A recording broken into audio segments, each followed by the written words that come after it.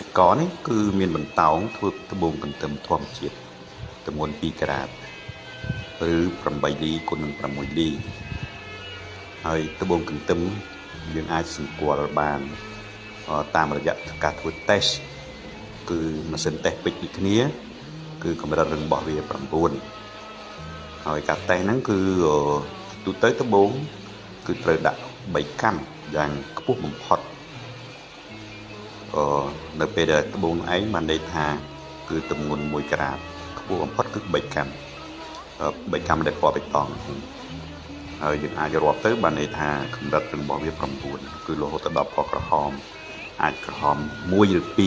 2ហើយក្រៅពីនេះទៀតដើម្បីដឹងថាត្បូងកន្ទឹមមិនសុទ្ធគឺយើងត្រូវតេស្ត UV តែ UV មានន័យថាពាក្យថា UV គឺជាភ្លើងពណ៌ខៀវដូច្នេះនៅពេលត្បូងកន្ទឹមទទួលភ្លើងពណ៌ខៀវយើងឃើញត្បូងកន្ទឹមហ្នឹងបានន័យថាឡើងក្រហមច្រាលតែម្ដងនៅក្នុងត្បូងនៅពេលដែល UV បាញ់តាមត្បូងហ្នឹងហើយបើអត្តសញ្ញាណទាំងពីរហ្នឹងគឺមិនមានទេនោះមិនមែនជាត្បូងកន្ទឹមធម្មជាតិឬត្បូងកន្ទឹមសុទ្ធទេនេះគឺជាការសម្គាល់ត្បូងកន្ទឹមហើយសកលនេះធ្វើអំពីផ្លាទីនសលាយបានប្រាក់អ៊ីតាលីលាយផ្លាទីនស